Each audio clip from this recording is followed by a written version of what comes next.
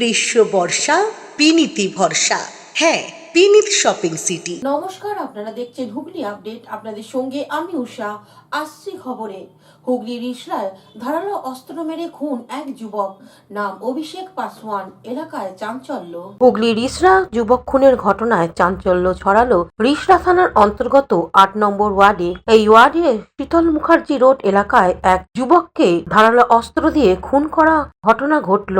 Police সূত্রে খবর, যুবকের নাম অভিষেক পাসওয়ান, বয়স ২২ বছর। আহত অভিষেককে শ্রীরামপুর হাসপাতালে নিয়ে যাওয়া হলে সেখানেই ডাক্তাররা মৃত বলে ঘোষণা করেন।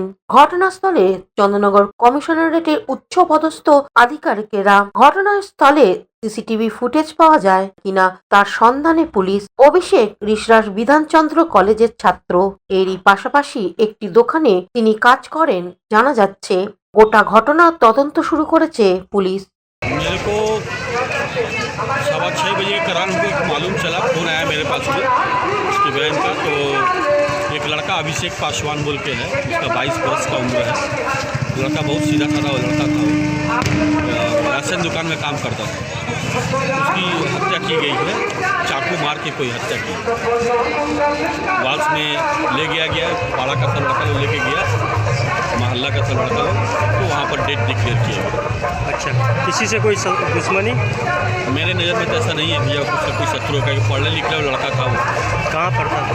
वो पढ़ता था, ट्यूशन भी पढ़ाता था वो। अच्छा, bureau report, Hooghly update. Hooghly Dankuni এলাকায় নিম্নীয়মান উড়ালপুরে এক অংশ ভেঙে আহত একজন।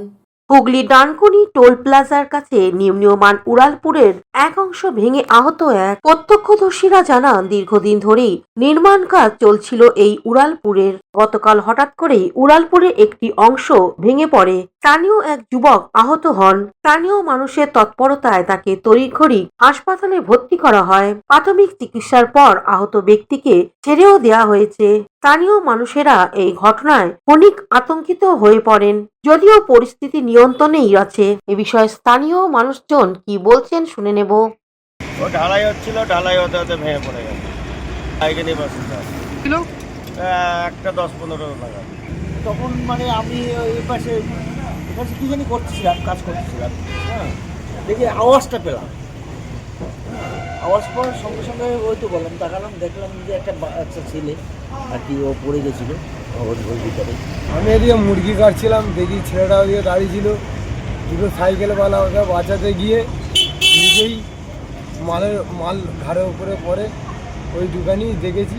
বাস আমি তো ছিলাম না, আমরা ঘুরে ছিলাম, এসে দেখছি ব্রিজটা ভেঙে পড়ে গেছে, বলে একজন ঢাকা পড়ে গেছে, তাকে সাথে সাথে হসপিটালে নিয়ে গেছে, এখন একটু ভালো আছে।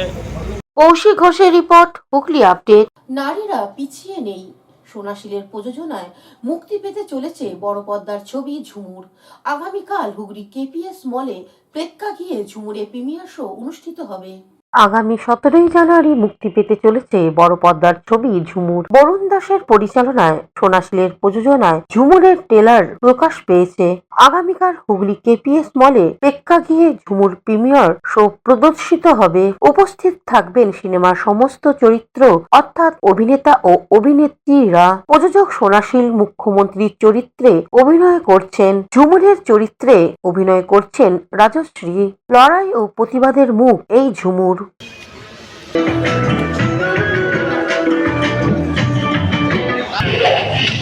आपकी हालत तो बहुत खराब है।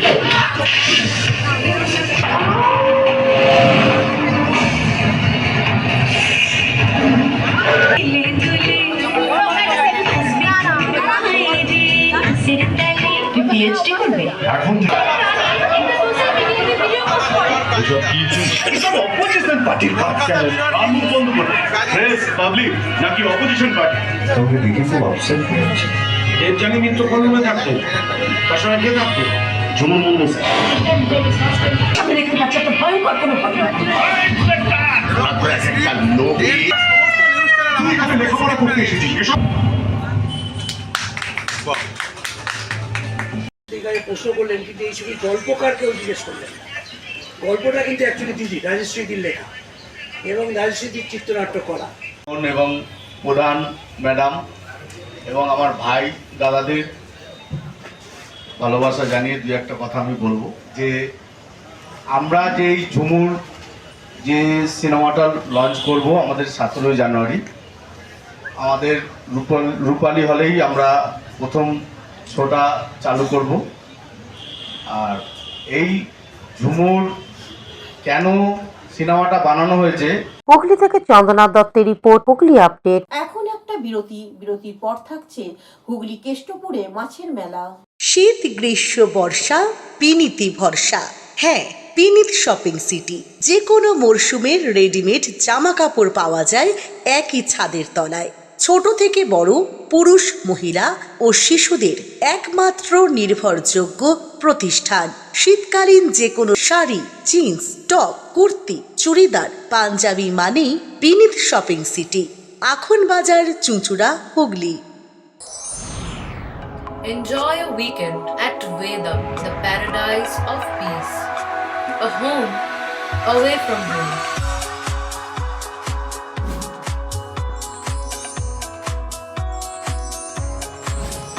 See yourself resonating with the nature. Vedam welcomes you to create your best memories. Amala nursing home. Pothshathi, your ultimate destination for weekend leisure. Marriage, conference, shooting, and get together all are in one roof. Yes, think about Pothshathi, Hugli.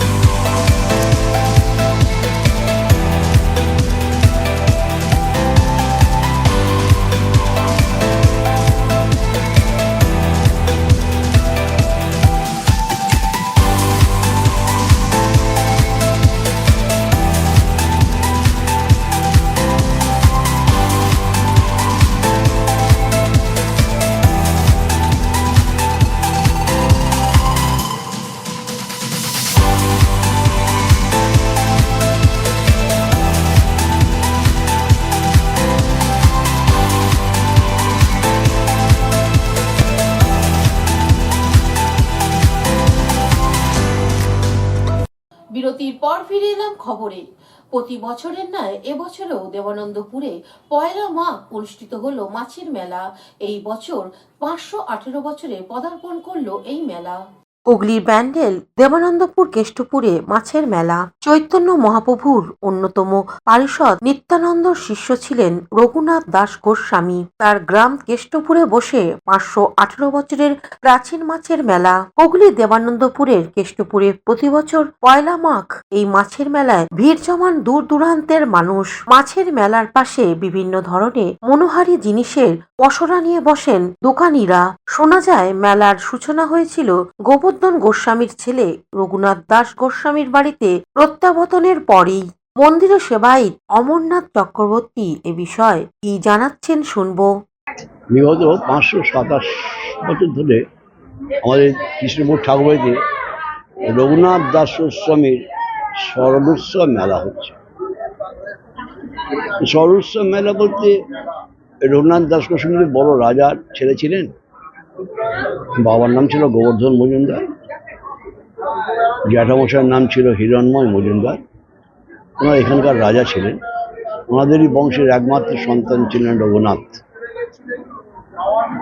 পরবর্তীকালে উনি যখন অল্প বয়সে চলে গেছিলেন দীক্ষা নেবার জন্য মহাপ্রভুর কাছে, পানিহাটিতে গিয়েছিলেন। নিত্যানন্দ মহাপ্রভুর কাছে অনুমতি না নিয়েই মহাপ্রভুর কাছে গিয়েছিলেন, কিন্তু মহাপ্রভু নিত্যানন্দ মহাপ্রভু হচ্ছে পাঠিয়েছিলেন যে এখন ওনার বয়স হয়নি, যখন বয়স হবে তখন সে আসবে, সে দীক্ষা নিয়ে যাবে। তো অত বড় রাজার ছেলে যখন গেছে তাকে কিছু দণ্ড দেওয়া উচিত। নিত্যানন্দ মহাপ্রভু বলেছিল, রঘুনাথ তুই যখন এসেছিস তোকে একটা দণ্ড দেবো, সেই দণ্ডটা তোকে মানতে হবে। বলো প্রভু এটা আমার কৃপা, অশেষ কৃপা আপনাকে। এখানে যত বৈষ্ণব ভক্তগণ আছে প্রত্যেককে চিড়ে দই খাওয়াতে হবে, এবং এখনো পর্যন্ত পানিহাটিতে ওই চিড়ের উৎসব হয়ে আসছে।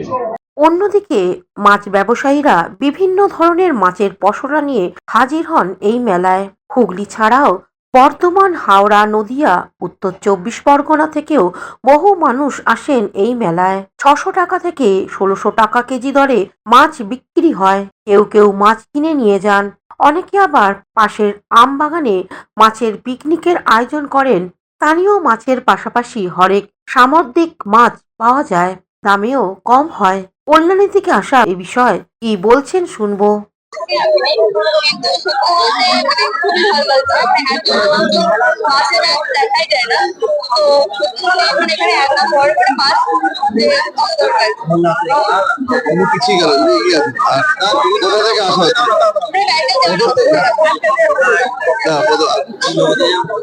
হুগলি থেকে পানুপালের সঙ্গে চন্দনা দত্তের রিপোর্ট, হুগলি আপডেট।